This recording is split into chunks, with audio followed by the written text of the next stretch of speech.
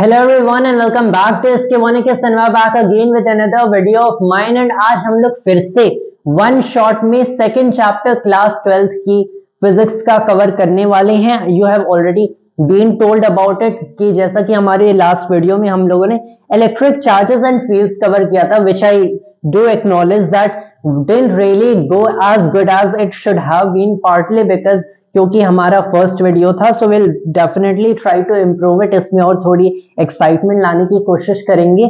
Now the second topic that comes is electrostatic potential and capacitance.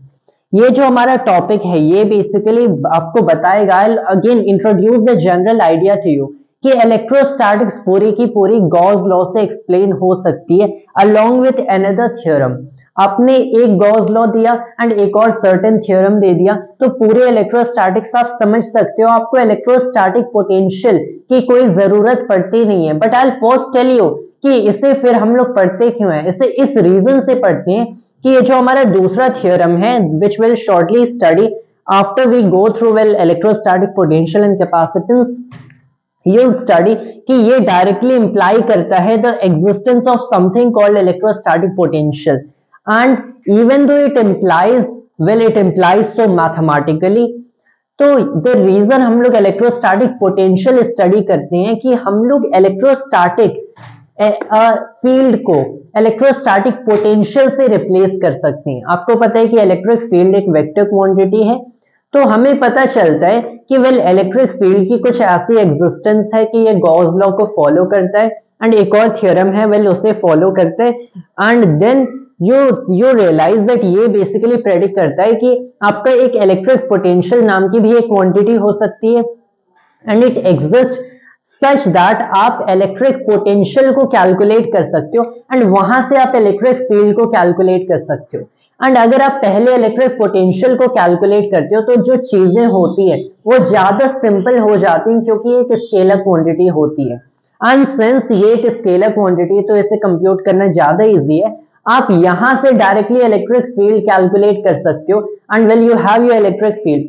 So instead of directly going at electric field जो कि एक vector है तो एक magnitude and direction involve होंगी या फिर आपको 3 नंबर्स देने पड़ेंगे इसकी X Y and Z components. आपने पहले इलेक्ट्रिक पोटेंशियल कैलकुलेट किया, वहां से फील्ड कर लिया। So well that is basically the general motivation behind introducing electrostatic potential and well capacitance is something that is really important when you are studying the energy जो कि इसमें involve होती है, क्योंकि आप फिजिक्स के किसी भी ब्रांच में जाओ वहां पे कहीं ना कहीं एनर्जी इन्वॉल्व होगी क्योंकि कुछ प्रोसेस हो रहे हैं मतलब एनर्जी का ट्रांसफर हो रहा है या फिर कोई भी काइंड की एनर्जी वहां पे इन्वॉल्व है। सो वेल उस एनर्जी को समझने के लिए कैपेसिटेंस का कंसेप्ट काफी यूजफुल होता है। So let's just begin with this. We have been introduced well with the conception of potential energy in 11th class में। शॉर्टली इसे बता देता हूं। पोटेंशियल एनर्जी एक ऐसा टर्म है कि आपके पास कोई भी सिस्टम है, ये सिस्टम से क्या मतलब है मेरा, ये आपके पास चार्ज भी हो सकता है, आपके पास एक मास भी हो सकता है। So you have a system, मतलब for instance you might consider you have masses, एक मास आपके पास यहाँ पे, दूसरा मास यहाँ पे। आपको पता है ये ग्रेविटेशनली पुल करते हैं एक दूसरे को एंड जब ये ग्रेविटेशनली पुल करते हैं सो you have this body and this body. अगर मैंने कह दिया कि इसका मास कैपिटल एम है, इसका मास स्मॉल एम है and they pull on each other gravitationally, इनकी डिस्टेंस कम होगी क्योंकि ये एक दूसरे के पास आएंगे, कुछ टाइम बाद थोड़े पास आएंगे। जैसे पास आएंगे इनकी बीच की डिस्टेंस कम हुई, फोर्स और इंक्रीज हो गई, अब ज्यादा एक्सेलरेशन होगा और पास आएंगे and they might come and strike will meet at a certain point. That is what might happen in a very simple case। अब यहाँ पे हम लोग कह देते हैं कि पहले तो ये रेस्ट पे थे, जब ये फोर्स हमने सोचा कि अब ये फोर्स लगना शुरू हुआ है that the masses have been brought here. मान लो एक मास ऑलरेडी वहां पे था, दूसरे मास को मैंने यहाँ पे लाके रखा एंड जैसे मैंने रखा वो टाइम t = 0 हो गया, फोर्स लगना शुरू हुआ एट दैट इंस्टेंट एंड फिर ये मोशन में आने लगे। तो जैसे एक दूसरे के पास आते हैं ये एक्सेलरेट करते हैं well you know that towards each other, मतलब ये जितना ज्यादा पास आएंगे इनकी स्पीड उतना ही ज्यादा बढ़ेगी, राइट। तो जब ये यहाँ पे थे अभी तो रेस्ट पे, यहाँ पे आएगा ये और एक्सेलरेट करेगा, इसके पास और ज्यादा स्पीड है, यहाँ पे आया और ज्यादा स्पीड है। तो जैसे एक दूसरे के पास आ रहे हैं इनकी स्पीड बढ़ती जा रही है। इस लाइक जैसे आपने एक चौक को गिराया ये जमीन के पास जाता है, ये जमीन के जितना पास जाएगा उसकी स्पीड उतनी ही बढ़ेगी इस चौक की। सो आपने कहा कि ये जो कंसेप्ट होता है काइनेटिक एनर्जी का किसी भी बॉडी की, जो कि हम लोग कहते हैं हाफ टाइम्स उस बॉडी का मास टाइम्स उस बॉडी की स्पीड का स्क्वेयर, ये बढ़ रही है well the speed is increasing, square of speed से बढ़ रही है। एंड आपको ये आइडिया पता है कि एनर्जी कंजर्व्ड होती है, सिंस एनर्जी कंजर्व्ड होती है और ये काइनेटिक एनर्जी एक्चुअल में बढ़ रही है ये जितने पास आते, मतलब आपको एक और एनर्जी को इंट्रोड्यूस करना पड़ेगा जो कि इस काइनेटिक एनर्जी में कन्वर्ट हो रही है, क्योंकि एनर्जी आप क्रिएट कर नहीं सकते हो, डिस्ट्रॉय कर नहीं सकते हो, एनर्जी को आप सिर्फ एक फॉर्म से दूसरे फॉर्म में ट्रांसफर कर रहे हो। इसका मतलब क्या है? इसका मतलब वेल ये है कि अगर इनकी काइनेटिक एनर्जी बढ़ रही है, ये काइनेटिक एनर्जी कहीं से आनी चाहिए। सो वेल यू से कि अगर फोर्स के टर्म्स में सोचते हो कि इन पे फोर्सेस लग रहे हैं तो एनर्जी बढ़ रही है, हर फोर्स के साथ आप एक एनर्जी एसोसिएट कर सकते हो, इसी चीज को कहा जाता है पोटेंशियल एनर्जी। इस केस में ग्रेविटेशनल फोर्स है तो जो एनर्जी होगी हमारी ग्रेविटेशनल पोटेंशियल एनर्जी होगी कि इस फोर्स से मैंने जो एनर्जी एसोसिएट किया है वो है मेरी पोटेंशियल एनर्जी। इसका मतलब कि जैसे फोर्स लगेगा एंड ये एक दूसरे के पास एक्सेलरेट होंगे काइनेटिक एनर्जी। आपने कहा कि मुझे फोर्स नहीं देखना, मुझे एनर्जी के टर्म्स में सोचना है क्योंकि वेल एनर्जी कंजर्व होगी।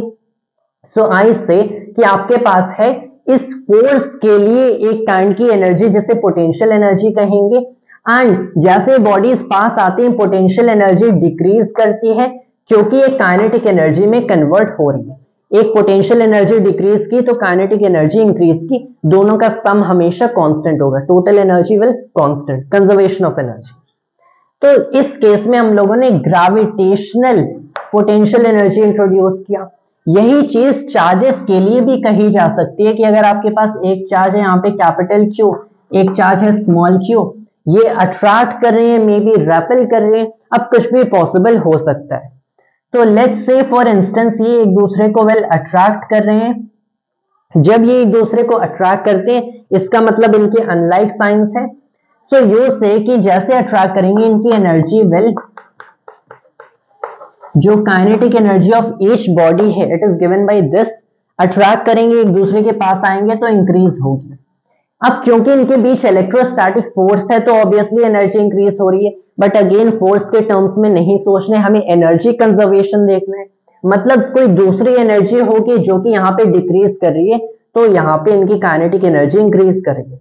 सिंस ये केस आपका इलेक्ट्रोस्टैटिक केस है तो आपने कह दिया यहाँ पे एक एनर्जी एसोसिएटेड है जिसे आप कहोगे इलेक्ट्रोस्टैटिक पोटेंशियल एनर्जी।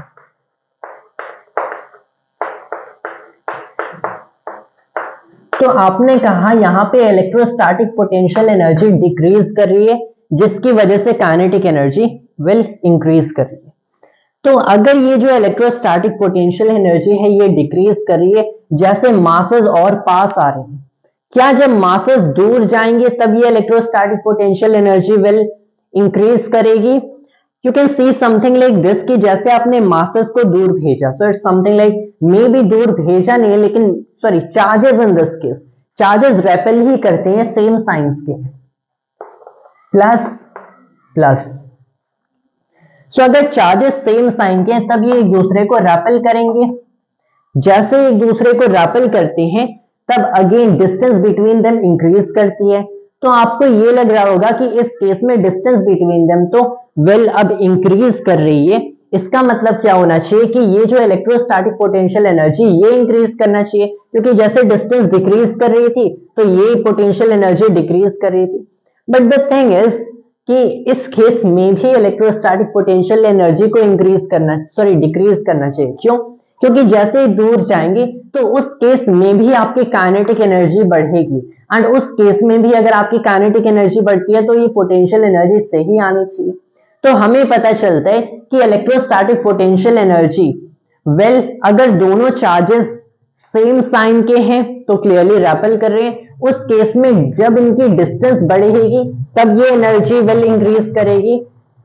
अगर ये ऑपोजिट साइन के हैं तो तब ये एनर्जी डिक्रीज करेगी। अगर ये ऑपोजिट साइन के हैं तब जब डिस्टेंस डिक्रीज करेगी तब ये एनर्जी डिक्रीज करेगी। तो यहां से क्लियरली पता चलते साइन का मैटर है, मतलब पॉजिटिव नेगेटिव इसके फॉर्मूला में मैटर करेगा। इसका फॉर्मूला क्या होना चाहिए? वेल इसका फॉर्मूला होता है 1/4 pi epsilon not Q1 Q2 by R।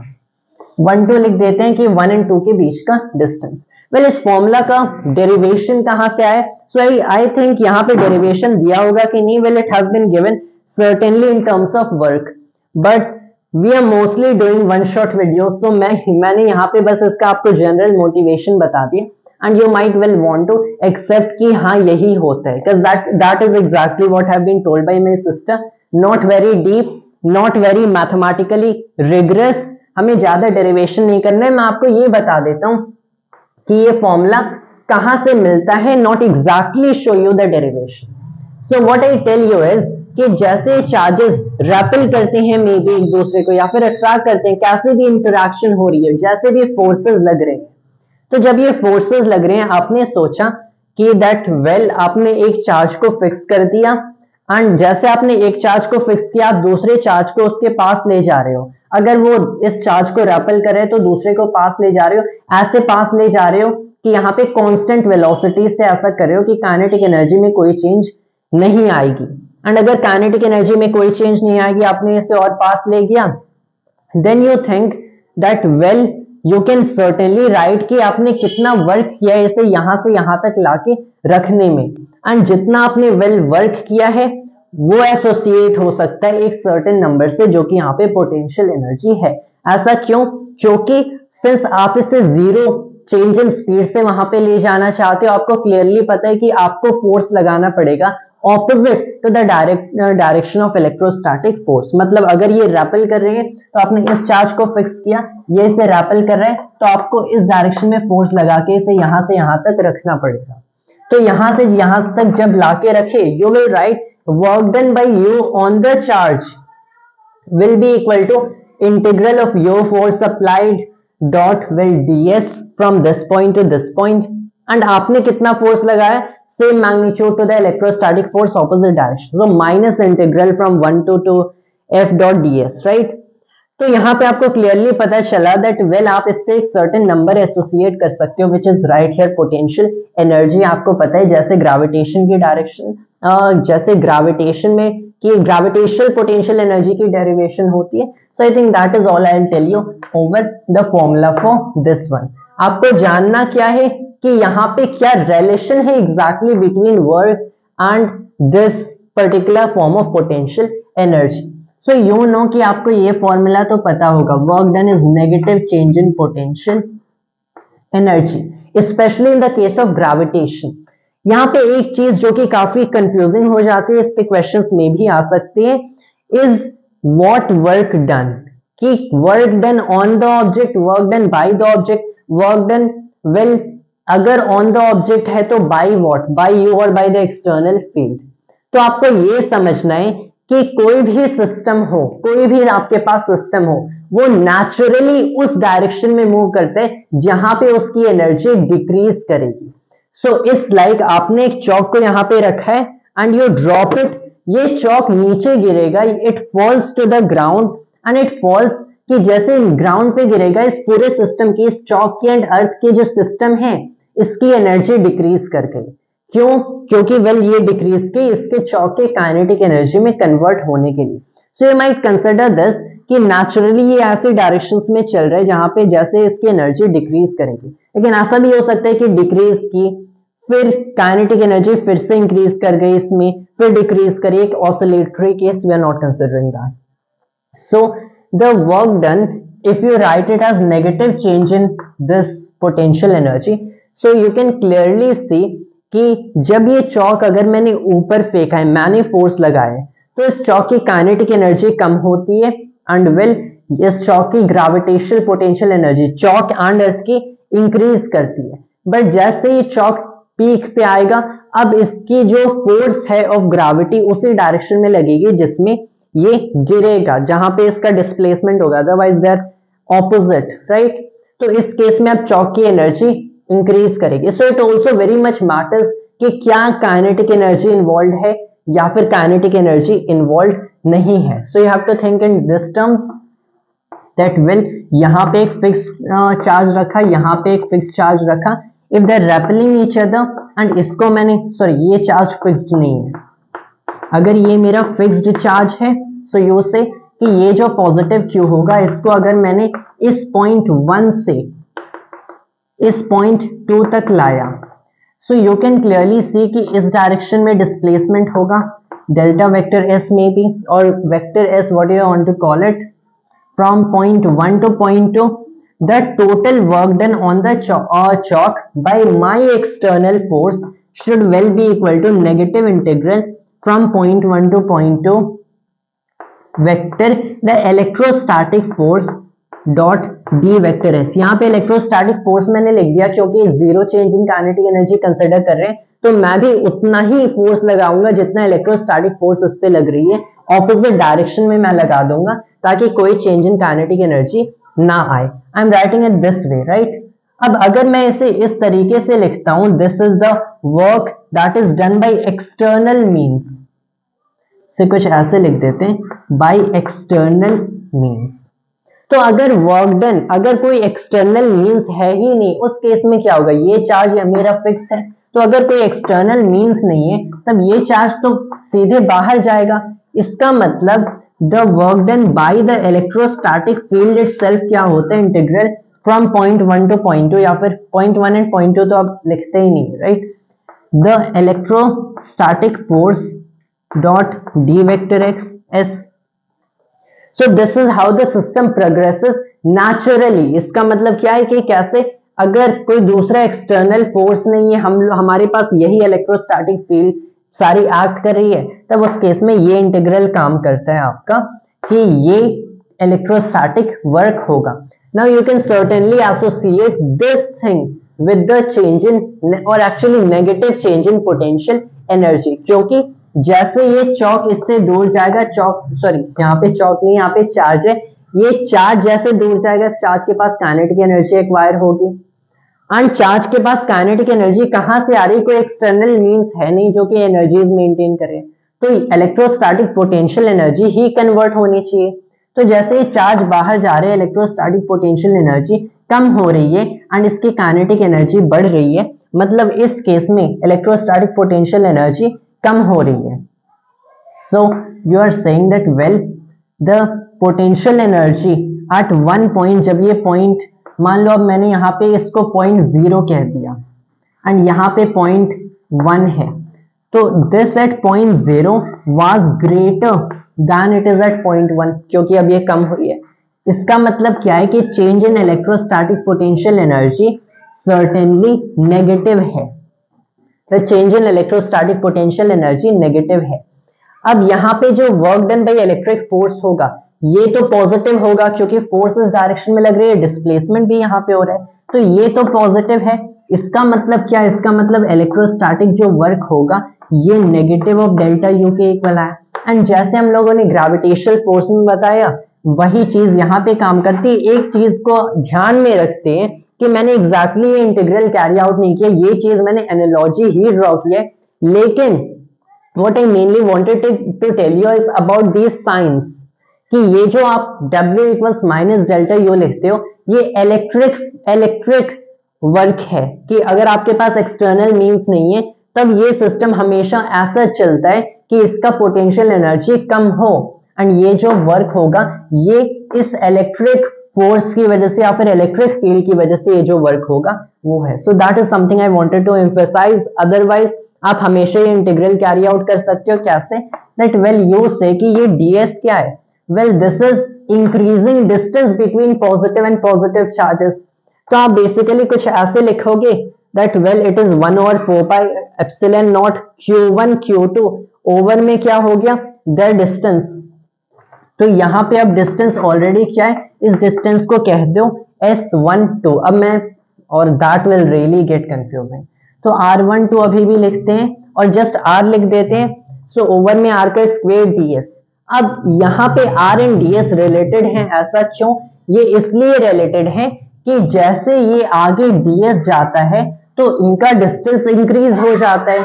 इसका मतलब क्या कि जैसे ये ds आगे गया, डिस्टेंस इंक्रीज हो गया। कितना इंक्रीज हुआ? ds अमाउंट से ही इंक्रीज हुआ। मतलब r को ही या फिर 1/r² को ही आपको इंटीग्रेट करने, बाकी टर्म्स बाहर निकाल के, किसके रेस्पेक्ट से? ds के रेस्पेक्ट से। So what you might as well do is कि इस r को s से भी रिप्लेस कर सकते हो, क्योंकि वही डिफरेंशियल है, it is a mathematical concept only, मतलब they are the same terms, right? So you have to integrate this किसी भी पॉइंट से किसी भी पॉइंट तक, and will you get this formula by this thing, right? So that is basically about electrostatic potential energy. All that you have to be told. यहाँ पे एक assumption लिया गया है कि इनफाइनाइट पे, क्योंकि यहाँ पे अगर आप कैलकुलेट करते हो तो आप एक पॉइंट से दूसरे पॉइंट तक की वर्क कैलकुलेट करते हो। देन यू से कि मुझे एक पॉइंट पे इलेक्ट्रोस्टैटिक पोटेंशियल एनर्जी पता करना है, वो क्या होगी? क्योंकि यहां से तो सिर्फ चेंज पता चलता है, that will be equal to negative of this work done. तो विल यूज से कि मैंने मान लिया इनफाइनाइट पे अगर बहुत दूर कंसिडर कर लें चार्ज से, तो ये पोटेंशियल एनर्जी जीरो हो जाती। यही मान के इस डेरिवेशन पे, इस इक्वेशन पे हम लोग अराइव करते हैं। So what you have to figure out from here, यहां से मैं तीन बातें बता दूं, इंपॉर्टेंट है। एक इलेक्ट्रोस्टैटिक पोटेंशियल एनर्जी का फॉर्मूला, दूसरी चीज कि फॉर्मूला इस असम्पशन पे वर्क करता है कि इलेक्ट्रोस्टैटिक पोटेंशियल एनर्जी इंफिनिट पे जीरो है। तो तीसरी चीज कि अगर कोई भी आपके पास सिस्टम है तो वहां पे जो इलेक्ट्रिक फोर्स वर्क करेगा वो negative of the change in electrostatic potential energy होगा। So I think that is what you can understand from over this. उसके बाद हमें इलेक्ट्रोस्टैटिक पोटेंशियल पढ़ना है, but first of all I think we'll have to pause the video. Alright, and now we are back once again. अब हम लोग अपना next topic देखते हैं, electrostatic potential. So this just goes as the heading of the chapter itself. ये जो concept है, ये कॉन्सेप्ट है सिमिलर इलेक्ट्रोस्टैटिक विल फील्ड की। Now it is something like this कि मैंने आपको बताया कि इलेक्ट्रोस्टैटिक पोटेंशियल एनर्जी कैसे रिलेट करती है। ये रिलेट करती है इलेक्ट्रोस्टैटिक फोर्स से, इन दी सेंस जब ये फोर्स एक्ट कर रहा है, ये चार्जेस को दूर भेजता है या फिर उनको पास लाता है, तो आपको पता है कि फोर्स का मतलब है कि ये चीजें एक्सेलरेट करेंगी। किसी भी ऑब्जेक्ट पे फोर्स लग रही है, उसका मास है, वो ऑब्जेक्ट एक्सेलरेट करेगा। सो द थिंग इज कि जैसे उस एक्सेलरेशन या फिर उस फोर्स को हम लोग पोटेंशियल एनर्जी के टर्म्स में समझ लेते हैं। अब फोर्स से कनेक्ट करते हैं सर्टेनली इलेक्ट्रोस्टैटिक केस में एक इलेक्ट्रिक फील्ड। तो इलेक्ट्रिक फील्ड का डायरेक्ट एनालॉग है यहाँ पे electric potential. It is something like this कि मैंने एक चार्ज माना पॉजिटिव Q, दूसरा चार्ज माना Q0, राइट? दोनों पॉजिटिव मान लेते हैं फॉर इंस्टेंस। तो आपको पता है कि ये पॉजिटिव Q, ये जो कैपिटल Q है, अपने पूरे सराउंडिंग में इलेक्ट्रिक फील्ड क्रिएट करता है। एंड ये इलेक्ट्रिक फील्ड क्रिएट करता है अगर मैंने इस चार्ज को इस पोजीशन में फिक्स रख दिया, देन जब ये दूसरा चार्ज आएगा, ये इलेक्ट्रिक फील्ड इस पे एक्ट करती है एंड ये इस चार्ज को दूर भेजती है, क्योंकि दोनों पॉजिटिव है। फील्ड की डायरेक्शन रेडियली आउटवर्ड होती है पॉजिटिव चार्ज के लिए, नेगेटिव होता है तो फील्ड अंदर होता। पॉजिटिव है बाहर है, this is the direction of electric field. And since electric force को टेस्ट चार्ज टाइम्स फील्ड लिखा जाता है, तो अगर टेस्ट चार्ज भी पॉजिटिव है एंड इलेक्ट्रिक फील्ड भी बाहर है, मतलब फोर्स एंड फील्ड का डायरेक्शन सेम होगा। मतलब इस पे इसी डायरेक्शन में फोर्स लग रही है which is given bye Q vector E। इतनी इलेक्ट्रिक फोर्स इस पे लग रही है। अब जैसे मैंने इस फोर्स को कनेक्ट कर दिया कि जैसे फोर्स लगेगी ये पोटेंशियल एनर्जी की डिक्रीज में राइज देगा, right? So potential energy decrease करती है फोर्स की वजह से, तो इसे कनेक्ट किया गया इलेक्ट्रोस्टैटिक पोटेंशियल एनर्जी से। तो यहाँ पे इस फील्ड को भी हम लोग किसी चीज से कनेक्ट कर सकते हैं। इस फील्ड को कनेक्ट किया जाता है इलेक्ट्रोस्टैटिक पोटेंशियल से। सो it goes something like this कि वेल आपने कह दिया कि एक चार्ज, अगर ये चार्ज एक पॉइंट यहाँ पे एक पॉइंट 1 से दूसरे पॉइंट 2 तक जा रहा है एंड ये इलेक्ट्रिक फोर्स की वजह से जा रहे हैं, then you say that this will be equal to negative of the change in the electrostatic potential energy of the system in going from 1 to 2, this is the previous equation we wrote. अब मैंने यहाँ पे क्या किया कि अगर मैंने इसे बेसिकली डिवाइड कर दिया, किससे डिवाइड किया, दैट वेल ये जो वर्क है बाय द इलेक्ट्रिक फील्ड और by the electric force for the charge to go from 1 to 2, इसे मैंने खुद इस चार्ज से ही डिवाइड कर दिया, which is well the test charge. So this basically becomes integral from 1 to 2 electric force dot well यहाँ पे d वेक्टर ऐसे r लिख देते हैं फॉर इंस्टेंस, क्योंकि r से हम लोग डिस्टेंस बता रहे हैं, ओवर q नॉट, कुछ ऐसा है, क्योंकि वेल ये नॉर्मली हमारा इंटीग्रल था, इसे q नॉट से डिवाइड कर दिए एंड आपको पता चला कि ये तो क्लियरली होता है electric field itself. So this basically becomes from integral 1 to 2 electric field dot d vector r. Then you say that well if it really happens that way कि मैंने इसे टेस्ट चार्ज q नॉट से divide कर दिया and मुझे एक ऐसी चीज मिली कि ये जो q नॉट यहाँ पे है या नहीं है, क्योंकि फील्ड तो वहां पे हमेशा होगी, तो q नॉट वहां पे है या नहीं है, लेकिन सिर्फ सोर्स चार्ज वहां पे हमेशा होगा, फिक्स्ड है, तो वहां पे इलेक्ट्रिक फील्ड हमेशा होगी। ये मुझे इस पॉइंट की एक प्रॉपर्टी पता चल गई, या फिर इस पॉइंट के डिफरेंस की एक प्रॉपर्टी पता चल गई, एंड इसी को हम लोग कहेंगे चेंज या फिर डिफरेंस इन इलेक्ट्रोस्टैटिक पोटेंशियल। तो आपने कहा कि वेल जो डिफरेंस इन इलेक्ट्रोस्टैटिक पोटेंशियल होगा फ्रॉम पॉइंट 1 to 2, ये बेसिकली किसके इक्वल है, the work done to take a test charge q naught from point 1 to point 2 over q naught. ऐसे हम लोगों ने इसे डिफाइन किया है, but you are gonna see कि हम लोग अब क्या करेंगे, इसका फॉर्मूला लिखेंगे ऐसे नहीं, क्योंकि आप इसे एज वेल लिख सकते हो, this is the negative of well change in electrostatic, well you are seeing energy right here, over में अब q नॉट लिखा जा सकता है। सो यू बेसिकली सी, अगर मैं इस चीज को ऐसे लिखता हूं, you can find right here कि मैंने electrostatic potential at a point define कर दिया, जैसे इसे डिफरेंस से डिफाइन किया, इसे डिफरेंस से डिफाइन किया, मैंने electrostatic potential at a point define कर दिया 1/4 पाई एप्सिलॉन नॉट, ये जो सोर्स चार्ज है हमारे पास q ओवर में, यहाँ पे हमारे पास r हो गया, राइट, क्योंकि ये r पे डिपेंड करता है। So that is what you are clearly seeing right here. In fact इस चीज को यहाँ पे अगर ये जो डिफरेंस इन इलेक्ट्रोस्टैटिक पोटेंशियल, इसे जनरली एक माइनस से डिफाइन कर दिया जाता है, my bad, sorry for that, यहाँ पे इसे माइनस से डिफाइन कर दिया जाता है, तो ये माइनस होगा, ये प्लस हो जाएगा, and the reason for that is कि हमें यहाँ पे इसकी connection well with the electrostatic potential energy positive रखना है। इसे पॉजिटिव क्यों रखना है, वेल इसे हमें पॉजिटिव इस रीजन से रखना है कि अगर well it is something like you have here electrostatic potential energy, you have here electrostatic potential, तो काफी सिमिलैरिटीज होंगी दोनों। What electric field is to electric force, the same thing electrostatic potential is to electrostatic potential energy, इसीलिए here you are going to use कि well ये मैंने define कर दिया minus potential difference, it goes that way. So sign convention, जैसे Franklin ने sign convention बस plus minus का बता दिया, दैट इट इज लाइक ये चार्जेस रेपेल करते हैं तो सेम साइन के, अट्रैक्ट करते हैं तो ऑपोजिट साइन के, जैसे उन्होंने साइन कन्वेंशन दिया हम लोग भी ऐसे ही साइन कन्वेंशन देते हैं। So this the electrostatic potential defined at a point, ये पॉइंट की प्रॉपर्टी है, सिस्टम की प्रॉपर्टी नहीं है, मतलब जब तक एक सोर्स चार्ज वहां पे होगा, ये सोर्स चार्ज जैसे इलेक्ट्रिक फील्ड क्रिएट करते हैं हर पॉइंट पे, इलेक्ट्रोस्टैटिक पोटेंशियल भी क्रिएट करता है, एंड इलेक्ट्रोस्टैटिक पोटेंशियल क्रिएट करता है सच दैट कि यहाँ पे कोई चार्ज हो या ना हो, यहाँ पे इलेक्ट्रिक पोटेंशियल जरूर होने वाला है। तो जब आप दूसरे चार्ज को अब यहाँ पे लाते हो, ये इलेक्ट्रिक पोटेंशियल मल्टीप्लाई हो जाता है, उस चार्ज से मल्टीप्लाई होता है, जैसे इसका कनेक्शन यहाँ पे देख रहे हो, इसका मतलब क्या, एक चार्ज को वहां पे लाने से इस सिस्टम को एक पोटेंशियल एनर्जी मिल जाती है, कितनी मिलती है, जो चार्ज आपने लाया है टाइम्स वहां के सोर्स चार्ज की इलेक्ट्रोस्टैटिक पोटेंशियल।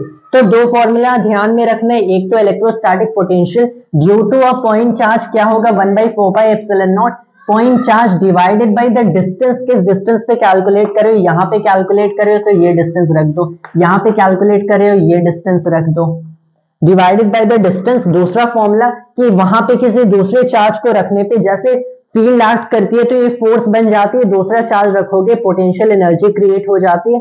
कितनी? वो जो दूसरा चार्ज आपने रखा है Q नॉट टाइम्स में उस पॉइंट पे कितनी इलेक्ट्रोस्टैटिक पोटेंशियल ऑलरेडी प्रेजेंट है। अब यहाँ पे जैसे इलेक्ट्रिक फील्ड्स ऐड होते हैं सुपरपोजिशन से, इलेक्ट्रिक फोर्सेस ऐड होते हैं सुपरपोजिशन से, well electric potential goes something like this, this is V, this is U, keep in mind, this is V, this is U।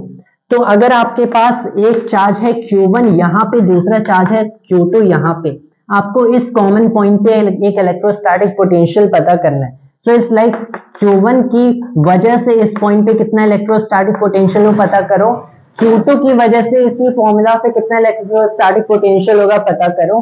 So at this point 0, you say that well V naught is going to be potential at 1 due to potential at 0 due to 1 plus potential at 0 due to 2. This is not exactly potential difference. Keep that in mind. This is potential at 0 due to 1 plus that of due to 2. अगर एक system of charges होंगे तो वैसे ही याद करेंगे। So you can clearly get the rough idea that how does it exactly go. आपको देखना है कि यहाँ पे कोई भी पॉइंट है तो आपने हर चार्ज की वजह से उस पॉइंट पे पोटेंशियल कैलकुलेट कर दिया, उन सारे पोटेंशियल्स को ऐड कर दिया, and that is generally the way of well forming questions. तो वहां से आपको पता चला दैट वेल पोटेंशियल एनर्जी के साथ भी आप ऐसा कर सकते हो। सो पोटेंशियल एनर्जी डिफाइन होती है कि जब उस पॉइंट पे कोई चार्ज रखा है कि उन सारे पॉइंट्स पे, एंड उन सारे पॉइंट्स पे चार्ज रखें तो उन सारे पॉइंट्स के अगर आपको पोटेंशियल पता है कि जहां पे चार्ज रखा है एंड उस चार्ज से ही मल्टीप्लाई कर दिया तब आपको पोटेंशियल एनर्जी पता चल गई for the total thing, and yes it works that way. So have to keep that in mind. दो फॉर्मूलाज यहाँ पे इंपॉर्टेंट होंगे। Then we can see that we have told you potential due to a point charge. मैंने potential का बता दिया कैसे इससे कनेक्ट करते हैं। This is due to a point charge of course. ये हो गया आपका potential due to a point charge. How exactly do you drive this thing? Well, you can see the motivation behind this thing right here. So you get that, right? Field due to a point charge रखो। Potential due to an electric dipole.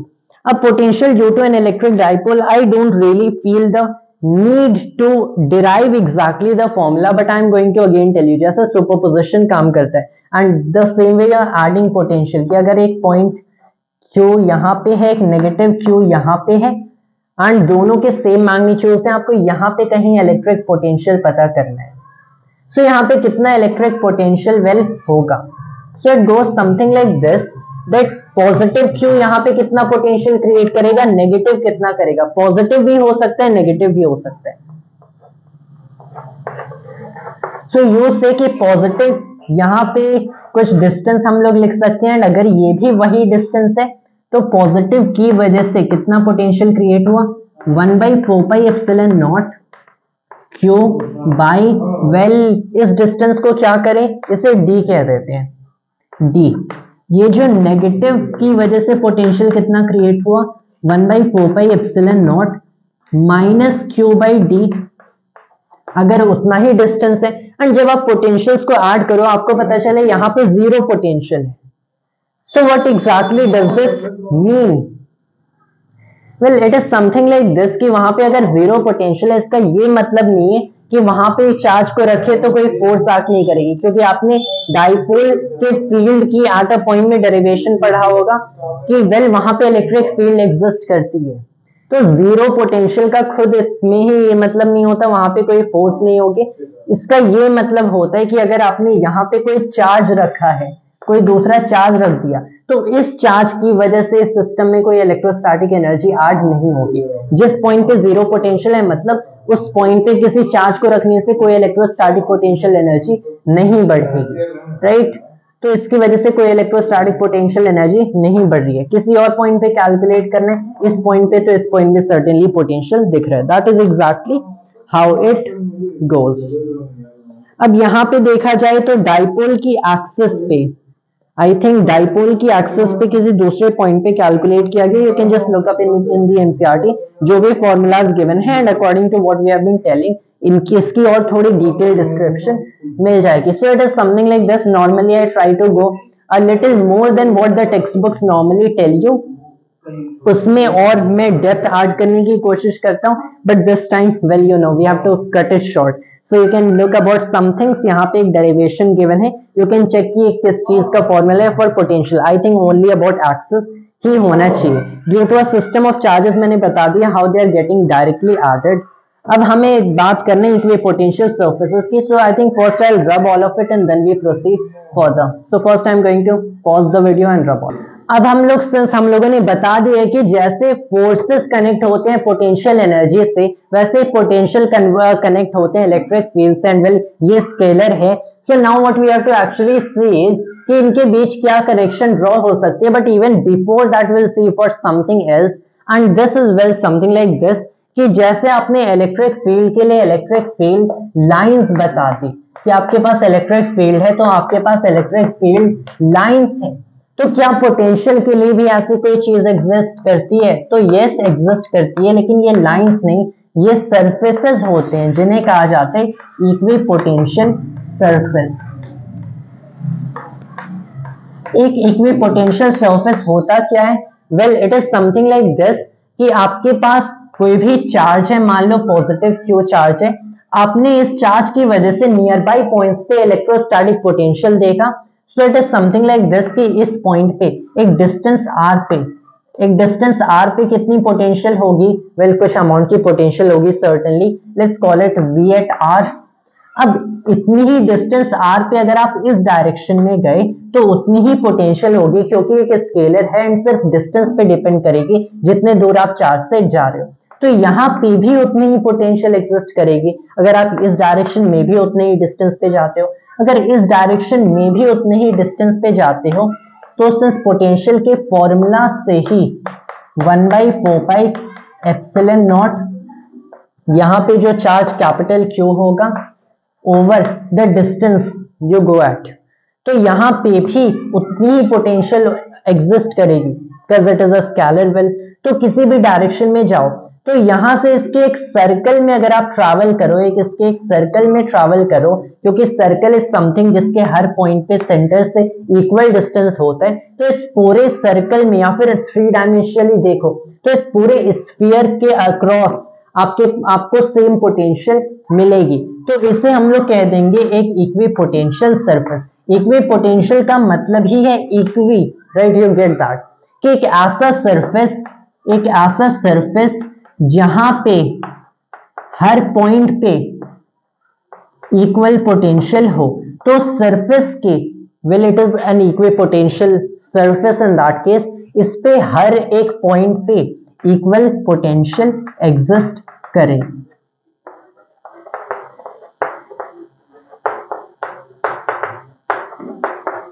तो इस surface को अगर मैंने यहाँ पे बना दिया कि स्फेरिकल सरफेसेस के अराउंड ड्रॉ कर दिया विद दिस डिस्टेंस, तो इस स्फीयर के हर पॉइंट पे अगर आप देखो आउटवर्ड पॉइंट्स पे कि सेम डिस्टेंस कंसिडर हो रही है तो ऑफ कोर्स इक्वल पोटेंशियल होगा.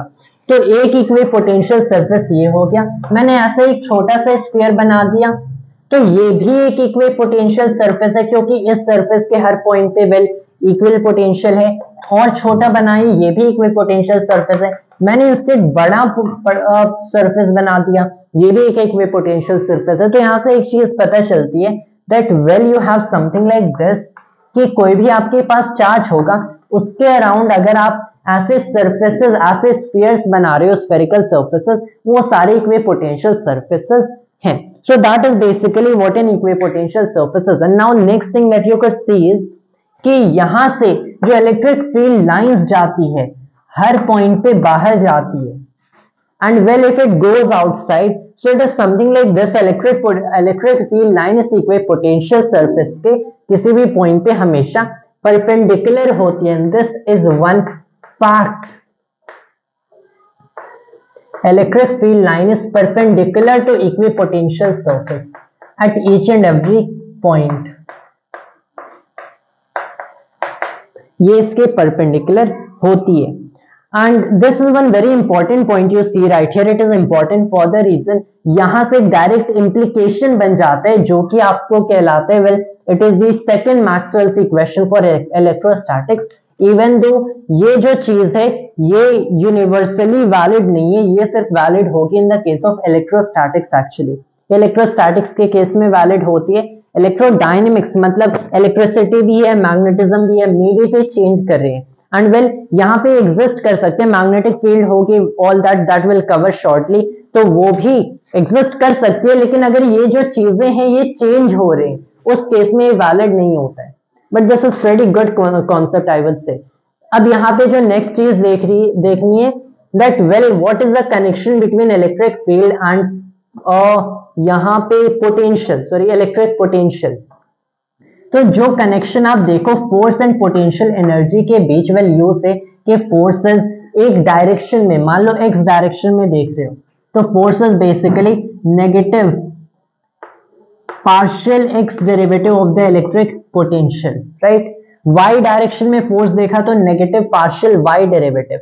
ये चीज आपको क्लियरली पता है कि ये तो वेल यूनिवर्सल है for any force and it's potential energy.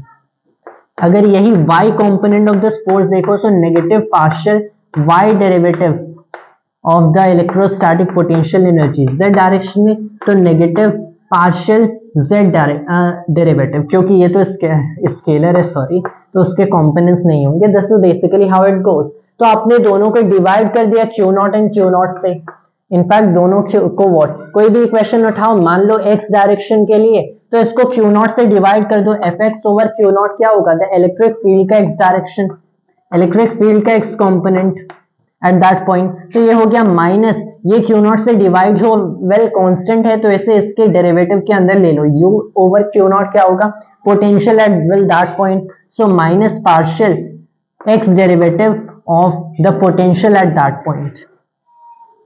वैसे इलेक्ट्रिक फील्ड का y component negative partial y derivative eight that point, negative partial z derivative eight that point. तो यहां पे हमें ये रिलेशंस मिल गए between electrostatic well field and electrostatic potential, ये relation होते हैं।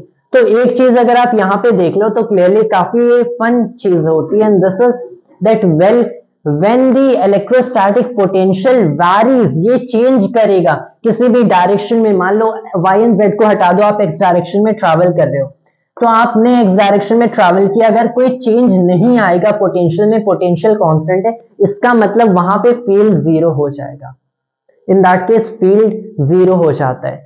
So this is something that is very important regarding the theorem that I was continuously telling you about, कि अगर आप एक इक्विपोटेंशियल सरफेसेस के अलोंग मूव करते हो, कि मान लो मेरे पास एक इक्विपोटेंशियल सरफेस है, तो ये एक इक्विपोटेंशियल सरफेस हो गया। सिंस इक्विपोटेंशियल सरफेस के अलोंग चलने पे वेल इलेक्ट्रिक पोटेंशियल में कोई चेंज नहीं आएगा, इसका मतलब क्या, आप y ये सारा हटा दो, you have to just think कि electric field is well negative the distance derivative of well the electrostatic potential। इसको अगर इंटीग्रेट करो तो you'll get something like this, that the potential should basically come equal to the electric field का, और actually the change in potential electric field dot dl। अब L मैंने इसलिए लिखा है क्योंकि यहाँ पे x है, यहाँ पे y है, यहाँ पे z है, how you gonna write it, तो you have to accept this as a mathematical fact, बस एक्सेप्ट कर लो कि वेल अगर आप यहाँ पे किसी भी डायरेक्शन में dl अमाउंट से ट्रैवल करते हो, तो dl अमाउंट से ट्रैवल करने पे E डॉट dl dv का चेंज आएगा। सो आपने इसे इंटीग्रेट कर दिया, इस इक्विपोटेंशियल सरफेस पे इंटीग्रेट किया, तो आपको क्लियरली पता है कि इक्विपोटेंशियल सरफेस पे ट्रैवल करने में कोई चेंज इन पोटेंशियल नहीं आएगी, मतलब ये चीज जीरो होनी चाहिए for equipotential surface, the change in electrostatic potential is zero, and this is the theorem I was talking about।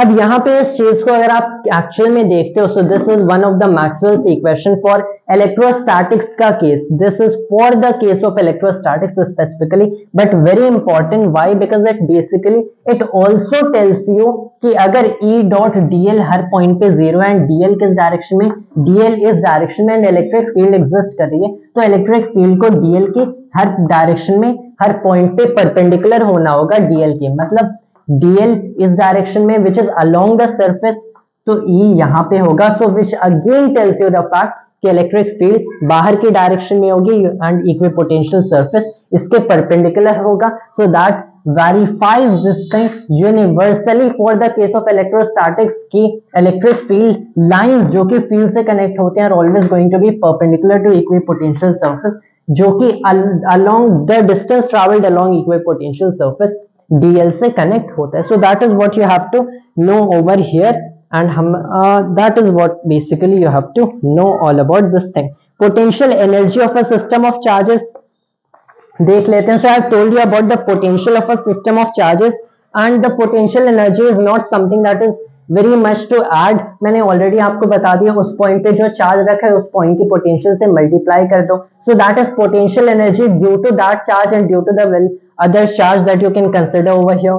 So it is something like this. मेरे पास एक चार्ज है Q1, एक चार्ज है Q2 and एक charge है Q3. तो मैं यहाँ पे आपको सिंपल मेथड बताता हूँ कि किसी इस पूरे सिस्टम के लिए कैसे पोटेंशियल एनर्जी कैलकुलेट करोगे, क्योंकि ये पॉइंट पे तो होता नहीं है, ये तो सिस्टम की प्रॉपर्टी है, पॉइंट पे होगा नहीं. तो potential energy due to all of them आप कुछ ऐसा करो that well Q1 and Q2 यहाँ पे एंड Q3 यहाँ पे, Q1 एंड Q2 की वजह की पोटेंशियल एनर्जी कैलकुलेट कर लो. अगर Q1 ऑलरेडी यहाँ पे रखा हुआ होता एंड Q2 को आपने इंफिनिटी से यहाँ पे लाया, कितना होगा? Well you no it is 1/4 pi epsilon not Q1 and Q2 over the distance between them. अब सिंस यहाँ पे Q3 भी आ गया, तो जब आप Q3 को इस पॉइंट पे लाके रखोगे इंफिनिटी से, तो आपको वर्क करना होगा against both the field of Q1 and the field of Q2. तो अब आपको बेसिकली क्या करना है, इनकी जो पोटेंशियल एनर्जी, इस कॉम्बिनेशन की पोटेंशियल एनर्जी को ऐड करना है, इस कॉम्बिनेशन की पोटेंशियल एनर्जी से ऐड करना है इस कॉम्बिनेशन की पोटेंशियल एनर्जी से. सो 1/4 pi epsilon not Q1 Q2 over R12 plus Q1 Q3 over R13 plus Q2 Q3 over R13. Her combination की पोटेंशियल एनर्जी को ऐड करना है. अगर यहाँ पे मेरा Q4 भी इस पॉइंट पे आ गया, so you get over here कि यहाँ पे ये तो एग्जिस्ट कर ही रहा है, ये भी एग्जिस्ट कर रहा है, ये भी एग्जिस्ट कर रहा है, तो फोर्थ भी आ गया. अब इसकी भी आपको पोटेंशियल एनर्जी लिखनी है, इसकी भी लिखनी है, इसकी भी लिखनी है. तो यहाँ पे 3 टर्म्स और ऐड हो जाएंगे. जो भी आपके कॉम्बिनेशंस बन रहे हैं उन सबके पोटेंशियल एनर्जी को टर्म बाय टर्म ऐड करना है. जैसे सुपरपोजिशन होता है, will the very same thing, term by term 2 point charges के लिए, हर 2 पॉइंट चार्ज सिस्टम के लिए ऐड करना है, so that you can get it for the total system. So I think again we'll pause the video and rub at this point, and after doing that we'll only proceed further with potential energy in an external field. So इस point in the video पे again I'll pause the video and rub all of it. Alright, now we're back once again. अब इस topic को देखते हैं, potential energy in an external field. एक external field है, उसमें पोटेंशियल एनर्जी क्या होगी? आई think I have already told you about it that it's like एक एक्सटर्नल फील्ड वहां पे बनेगी, उसकी वजह से पोटेंशियल आप देख लो विल कैलकुलेट हो सकता है according to the formula mentioned beforehand. Potential at any point vector, ये देखते हैं कि ये पॉइंट है, मान लो at a point vector r from some origin, तब उस पॉइंट पे आप electrostatic potential which is a scalar calculate करो. फिर यहाँ पे जो चार्ज रखे हो ये कैलकुलेट कर लो, and well this is the potential energy of this charge and the field system. Field किसकी वजह से आपको ये हो सकता है पता ना हो या ना हो. अगर दूसरे चार्ज की वजह से, so this charge and that charge के सिस्टम के लिए इलेक्ट्रोस्टैटिक पोटेंशियल. लेकिन अगर वहां पे आपको ये भी नहीं पता है कि एग्जैक्टली चार्ज क्या है, यू जस्ट नो कि वहां पे कोई फील्ड है, सो इस फील्ड में इस चार्ज की कितनी पोटेंशियल एनर्जी होगी, that is how it goes. System of 2 charges है, वेल 2 चार्जेस अगर वहां पे हो तो इस केस में टोटल पोटेंशियल एनर्जी क्या होगी? First charge, second charge and this in this electric field, जो कि किसी दूसरे चार्ज की हो सकती है. Just what I have already told you, 1/4 pi epsilon not. Charge 1 को वहां लाने में कितना वर्क होगा? सो it is 1/4 pi epsilon not. पहले कॉमन ले लो. अब दिस इज समथिंग कि अगर इस फॉर्मूला को लिखते हैं, सो आई एम सर्टेन कि यहाँ पे चार्जेस खुद इन्वॉल्व हो जाएंगे. सो it is 1/4 pi epsilon not लिखो. Q1 Q2 इस सिस्टम के लिए जो पोटेंशियल एनर्जी हो जाएगी, प्लस में ये हो जाएगा Q1 times the potential at the position of 1 plus Q2 times potential at position of 2. This is the work needed to bring Q1 at the point of 1 against all the electric field of this external field, क्योंकि उसी के potential से multiply हो रहा है. Work needed to bring charge two at the point जहां पे इसे रखा गया है, क्योंकि उसकी पोटेंशियल यहाँ पे. Work needed to bring charge 1 and 2 at their respective positions against the field of one another, क्योंकि दो चार्ज इन्वॉल्व है, तो यहाँ पे किसी चार्ज को वहां पे रखने के लिए, जब दो चार्ज ऑलरेडी वहां पे या फिर दो फील्ड्स वहां पे, एक तो एक्सटर्नल फील्ड है, एक हम लोगों ने ऑलरेडी वहां पे चार्ज रख रखा है, उसकी वजह से फील्ड है. तो जब ये तीसरा चार्ज आएगा तो it is two charges in an external field, तो इस तीसरे चार्ज को हमें पुश करना पड़ेगा towards a particular point, and ऐसे पुश करना पड़ेगा कि एक तो आपको उसे पुश करना है अगेंस्ट दिस एक्सटर्नल फील्ड, दूसरा आपको उसको पुश करना है against the field of this thing, right. तो ऐसे हमारी ये फॉर्मूला बन जाएगा and gets so on added, जैसा कि मैंने आपको ऑलरेडी बताया. Potential energy of a dipole in an external field, यहां पे अगर आपके पास एक्सटर्नल फील्ड है उस केस में इस डाइपोल की पोटेंशियल एनर्जी क्या होगी. So it's like minus Q charge है प्लस क्यू चार्ज है. आपको पता है कि इस डायरेक्शन में इसकी जो पोटेंशियल डाइपोल मोमेंट होता है इस डायरेक्शन में जाता है. सो यू नो कि इस पे जो टॉर्क एक्ट करेगा इन एन एक्सटर्नल फील्ड, इसे बताया जाता है by vector P cross vector E से.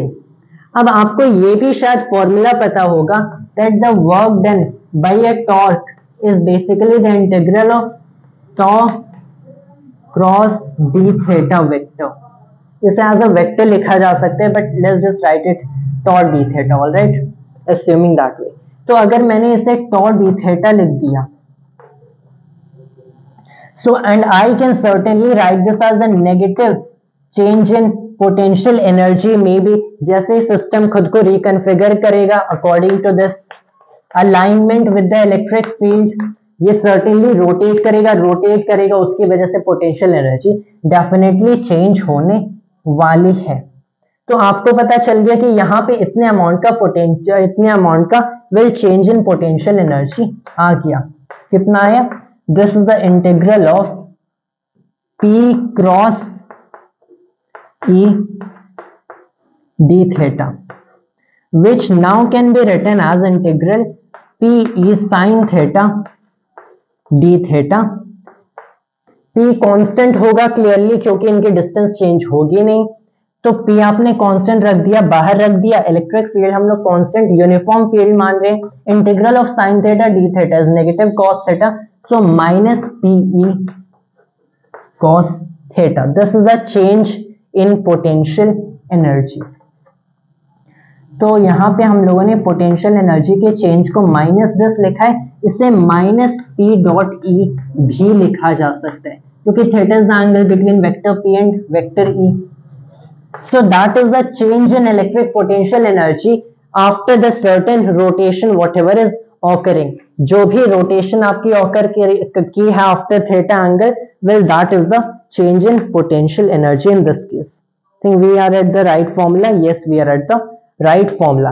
एक्चुअली में यहाँ पे किसी एंगल थीटा पे कहा गया है, माय बैड, किसी एंगल थीटा पे कहा गया है.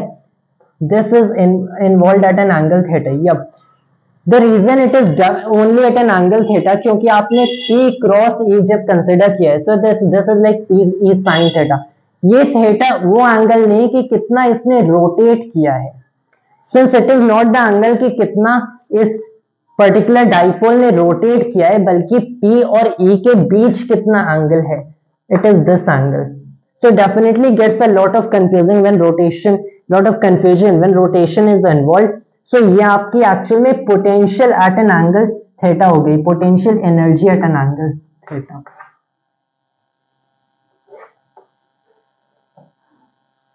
This is the potential energy at an angle theta. So I think that's what we are done with potential energy of dipole in an electric field. Then I'll pause the video after this and we'll. Alright, and now we're back once again. अब हम लोग अपना topic देखते हैं electrostatics of conductors. Well conductors सबको पता है क्या होते हैं। कंडक्टर्स आर बेसिकली ऑब्जेक्ट्स जिसमें करंट की फ्लो पॉसिबल होती है। करंट कैरी किससे होती है, मैंने आपको बताया करंट कैरी होती है। वेल करंट की डेफिनेशन ही ये है कि that is the rate of flow of charge. Charge flow कैसे करेगा, इलेक्ट्रॉन से करेगा। मतलब कंडक्टर्स में चार्जेस या फिर इलेक्ट्रॉन्स फ्लो हो सकते हैं। तो यहाँ पे कुछ पॉइंट्स हमारे गिवन है जिसकी थोड़ी सी एक्सप्लेनेशन होगी। Inside a conductor electrostatic field is zero. एक कंडक्टर के अंदर जो हमारी इलेक्ट्रोस्टैटिक फील्ड होती है इनसाइड अ कंडक्टर, ये हमेशा जीरो होती है।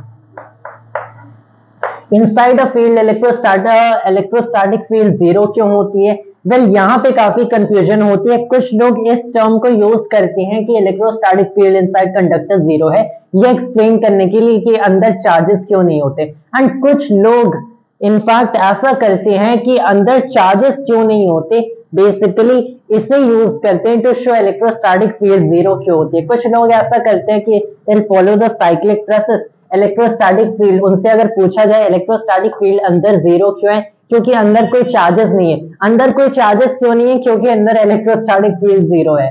तो ऐसा भी basically I seen lot of people doing it. Exact reason क्या है? वेल इसका एक exact solid reason first principle से बताना, दैट इज व्हाई आई से थोड़ा डिफिकल्ट हो सकता है। But you can always consider this fact that well electrostatic field inside this zero होगी। And it is something like this कि अगर आपके पास कोई भी वेल कंडक्टर है, आपके पास ऐसा कोई भी कंडक्टर है, तो आपके पास अगर इसके अंदर चार्जेस रखे गए हैं, the charges are going to of course act as there, इनकी फील्ड्स होंगी तो इन पे फोर्सेस एक्सर्ट होंगे all due to each other, तो ये एक्ट करेंगे, ये कुछ ऐसे एक्ट करेंगे कि इन्हें पोटेंशियल एनर्जी क्या करना है। Well I have told you कि नेचुरल सर्कमस्टांसेस में जब कोई एक्सटर्नल इंटरफेरेंस नहीं होता है तो पोटेंशियल एनर्जी बेसिकली इंक्रीज करती है। तो किस पॉइंट तक इंक्रीज होगी ये पोटेंशियल एनर्जी? उस पॉइंट तक इंक्रीज होगी जब तक ये मैक्सिमम नहीं हो जाती है। तो मैक्सिमम पे ही जाके रुक जाएगी। पोटेंशियल एनर्जी मैक्सिमम कब होगी? जब सारे चार्ज कैसे अलाइन होंगे, इस टाइम के कंडक्टर के सरफेस पे आ जाएंगे, राइट? क्योंकि अगर कंडक्टर के सरफेस पे आ गए तो ये चार्ज उस चार्ज से फारदेस्ट है एज इट इज पॉसिबल। सारे चार्जेस कंडक्टर के सरफेस पे आ जाएंगे, तभी पोटेंशियल एनर्जी क्या हो जाएगी? मैक्सिमाइज हो जाएगी। And well potential energy maximize हो गई, that is what it was needed, right? अब सिंस ये मैक्सिमाइज हो गई है, दैट इज वाई सरफेस पे आते हैं, मतलब अंदर कोई चार्जेस नहीं है, जिसकी वजह से यू कैन प्रूव कि वेल अंदर अब इलेक्ट्रोस्टैटिक फील्ड बाद में जीरो हो जाएगी। या फिर इस चीज को किसी दूसरे फील्ड में रखा गया, तब यहाँ पे कुछ चार्जेस आ जाएंगे, यहाँ पे कुछ चार्जेस आ जाएंगे, जिसकी वजह से अंदर फील्ड जीरो हो जाती है। Will be seeing that shortly. The surface of charge conductor electrostatic field must be normal to the surface at every point. मैंने आपको ये बताया क्यों ऐसा इसलिए होता है, क्योंकि एक कंडक्टर हमेशा एक इक्विपोटेंशियल सरफेस होता है। कंडक्टर एक इक्विपोटेंशियल सरफेस होता है। एक कंडक्टर की सरफेस पे पूरी पोटेंशियल कांस्टेंट होती है। And from the fact that पूरी पोटेंशियल कांस्टेंट होती है, you are always going to have कि यहाँ पे जो इलेक्ट्रिक फील्ड होगी it will be perpendicular to the surface. मतलब यहाँ से अगर एक एरिया वेक्टर निकालते हो at that point it is going to be perpendicular. The interior of a conductor can have no excess charge in the static situation. Static situation is being considered, right? तो इस case में पूरा जो charge inside the conductor हो गया, मैंने अभी ये बताया है, ये जीरो होगा। फोर्थ पॉइंट हम लोग देख लेते हैं। Electrostatic potential is constant throughout the volume of the conductor has the same value as inside on its surface. तो मैंने यहाँ पे एक्चुअल में बताया, दिस इज सेकेंड पॉइंट, या no this is the same thing as in this, okay. तो यहाँ पे हम लोग अपना फोर्थ पॉइंट देखते हैं, that well it is just what I told you that it is an equipotential surface. तो मैंने इन दोनों चीजों को कनेक्ट करके रखा है, that it is an equipotential surface, you are having a perpendicular to vector a at each and every point, there vectors, right? Then you have electric field at the surface of a charge conductor. इसकी value क्या होती है? इसकी value होती है the surface charge density divided by में epsilon naught n cap.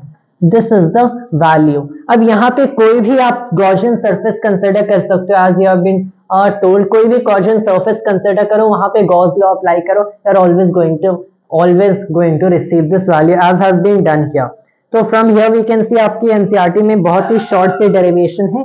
Next topic, next point as in this is about electrostatic shielding. तो I think have we messed with the points anywhere? ये first हो गया, second हो गया, third हो गया, fourth हो गया। अच्छा, फोर्थ मैंने ये वाला बताया था, ये फिफ्थ है, right. Then the sixth point is electrostatic shielding.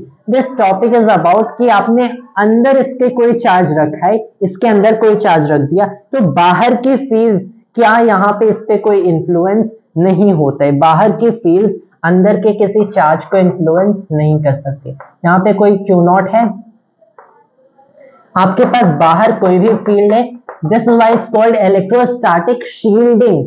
इसके अंदर कोई चार्ज है, it is not going to get influenced, even though ये अंदर का चार्ज बाहर की फील्ड्स को इन्फ्लुएंस करेगा, इसके अंदर जब तक ये कंडक्टर के अंदर है ये इन्फ्लुएंस नहीं होंगे। That is what shielding is about.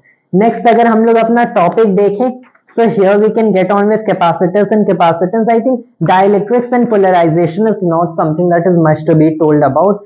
Let's mostly get mathematical because that's what the problems are going to be about, and we are hate to say it but we are mostly dealing with things that can have problems over them. तो यहाँ पे हम लोग capacitors and capacitance देखते हैं। Capacitor, ये जो concept होता है ये कुछ ऐसा होता है कि मान लो आपके पास दो कंडक्टर्स हैं, यहाँ पे एक कंडक्टर, यहाँ पे एक कंडक्टर, एंड इनको आपने इक्वली वेल चार्ज किया है, इक्वली चार्ज किया है, but you have something like इसको आपने पॉजिटिव चार्ज किया है एंड उतना ही इसको नेगेटिव चार्ज भी किया है। Positive Q, negative Q.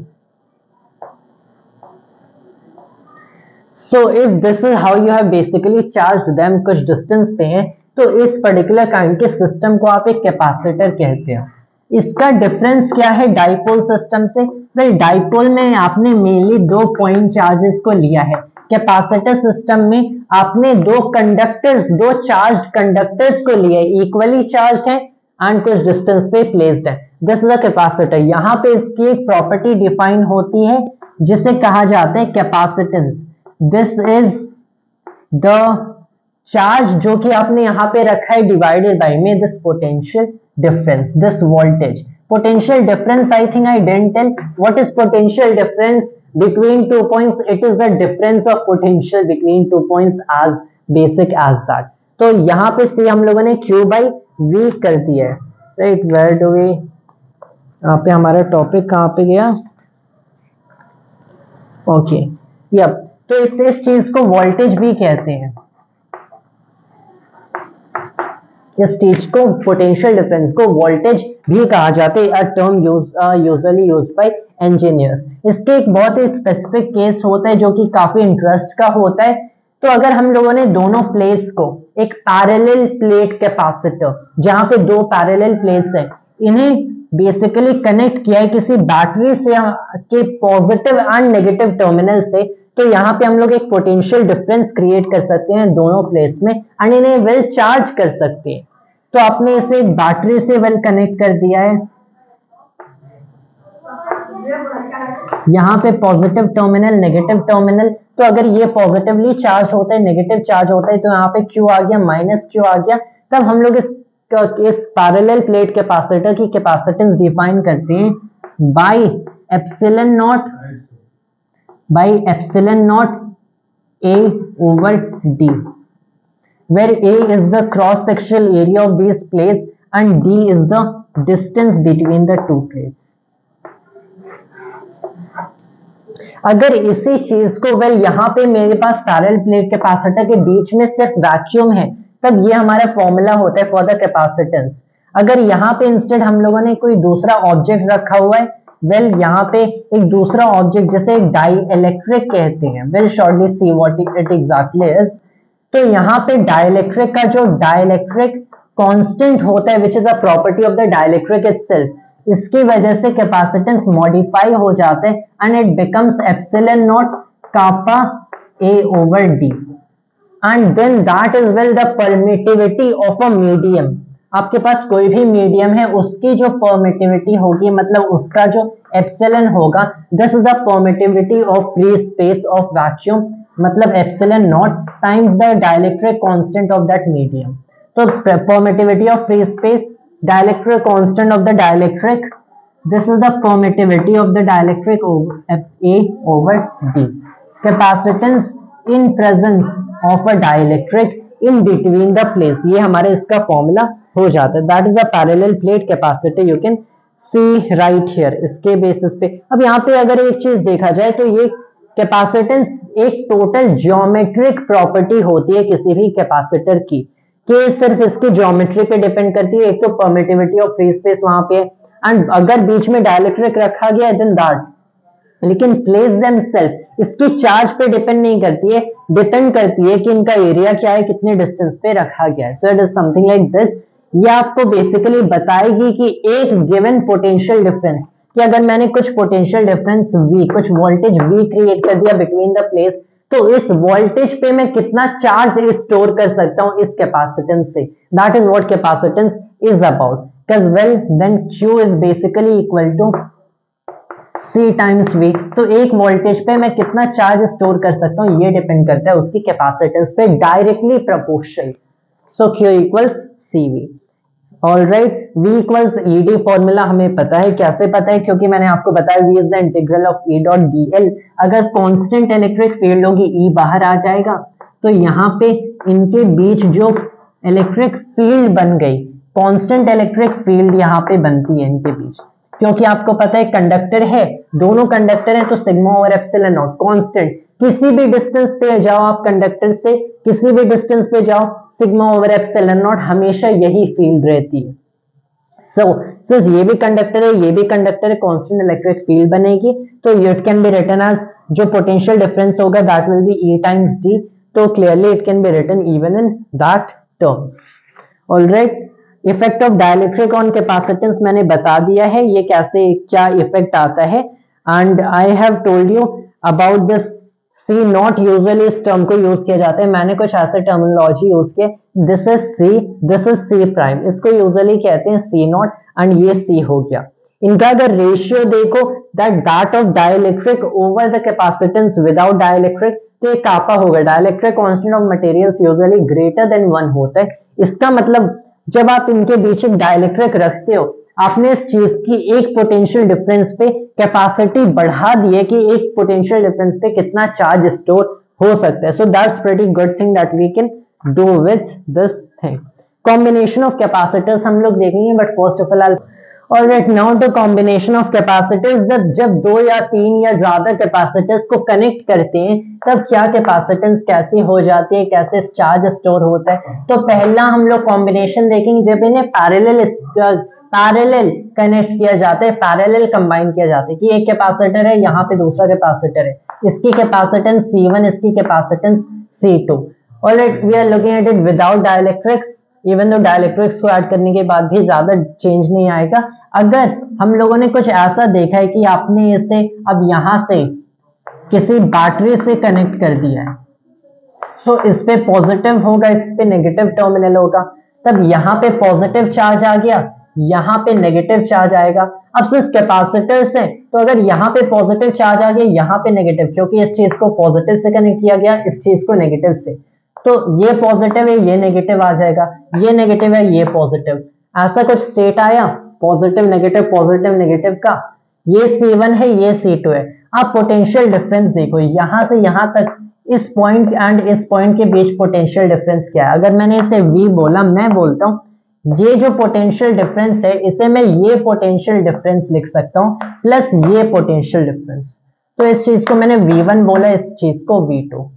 So the total potential difference across both the capacitors is the potential difference across the ends of first capacitor plus potential difference across ends of second capacitor। इसकी potential difference, इसकी potential difference add हो गई। आपको पता है formula क्या है, Q equals CV होता है। चार्ज कितना जाएगा, वेल जितना चार्ज इस पे गया उतना ही चार्ज इस पे जाएगा। तो अगर इस पे पॉजिटिव Q गया तो इस पे नेगेटिव Q जाएगा, इस पे नेगेटिव है तो इस पे पॉजिटिव Q आ गया, इस पे पॉजिटिव है, इस पे नेगेटिव Q आ गया। तो आपको पता चला कि कैपेसिटेंस कुछ ऐसे जा रही है that capacitance is Q by V and so you can clearly see कि C1 क्या होगा, the capacitance across the well first capacitor कुछ ऐसा होगा, C1 is going to be clearly Q over V1, C2 क्या होगा, Q over V2 हो जाएगा।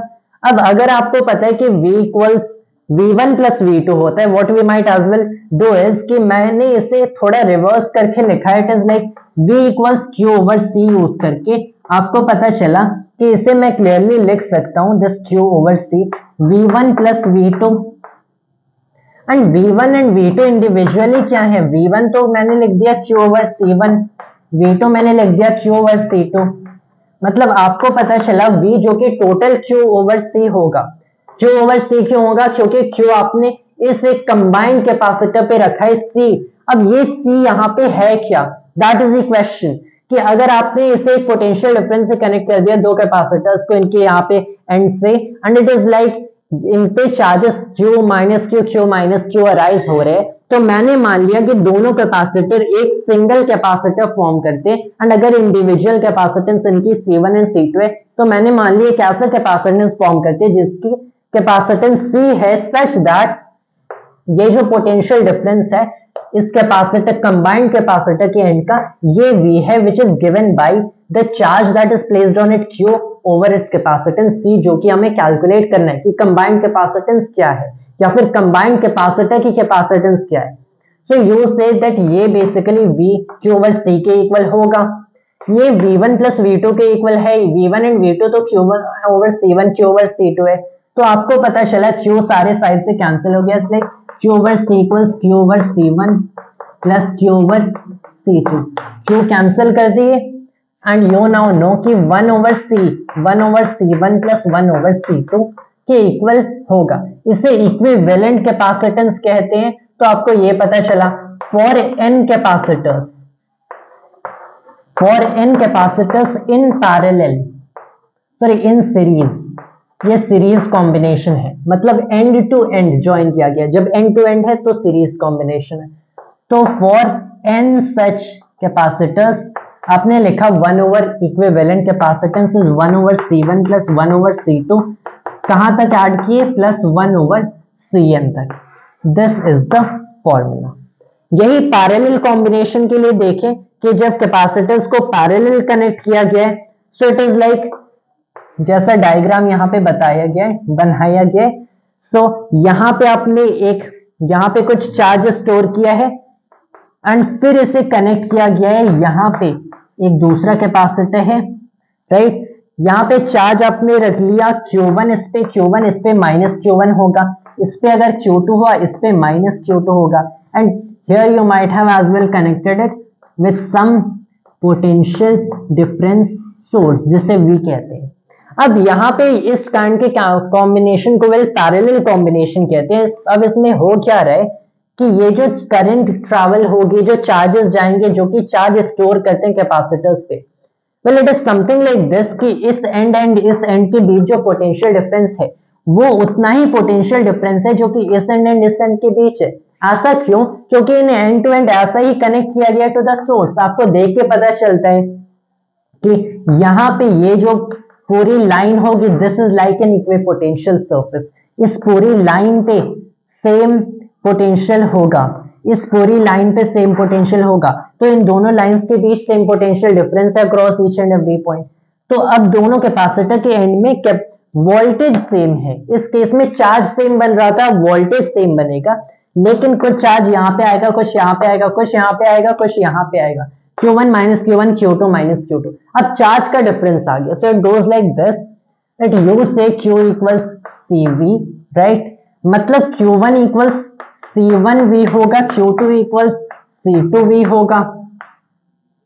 अब मैंने मान लिया equivalent capacitance, it goes like this कि जो इक्विवेलेंट हमारी कैपेसिटेंस होगी you say it should basically be equal to the total charge established over the voltage, क्योंकि वोल्टेज तो सेम है, वोल्टेज सेम है ओवर दिस, तो टोटल चार्ज कितना इस पे एस्टैब्लिश हुआ Q1 plus Q2 over V। So it goes like this, Q1 मैंने लिखा C1V प्लस C2V ओवर में V से पूरा V कैंसिल हो गया। इस केस में C इक्विवेलेंट क्या बना, C1 प्लस C2। अगर n ऐसे पैरेलल कॉम्बिनेशन में कैपेसिटर्स है तो जनरल फॉर्मूला बनेगा C1 plus C2 plus C3 dot dot dot Cn for n capacitors in parallel. n capacitors है पैरेलल में, so that is how you add them. That is the topic of capacitor की combination. Last हमारा topic अब बचेगा energy stored in a capacitor, but first of all will revolve. Alright, now we back once again. यहाँ पे topic आ जाते हैं energy stored in a capacitor. Energy क्यों स्टोर हो रही है?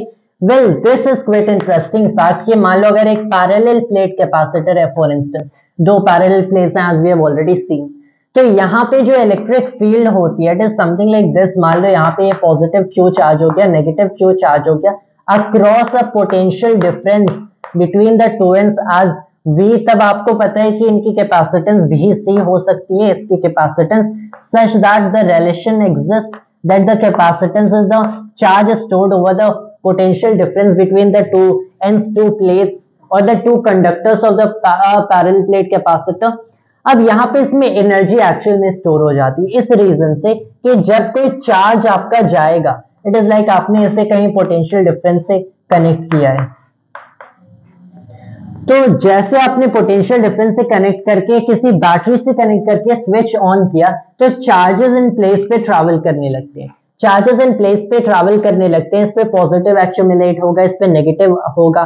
लेकिन अगर आपने यहाँ पे इनके बीच में एक चार्ज को कैरी करने की कोशिश की तो इनके बीच में आप जब चार्ज कैरी करते हो, what exactly happens in that case?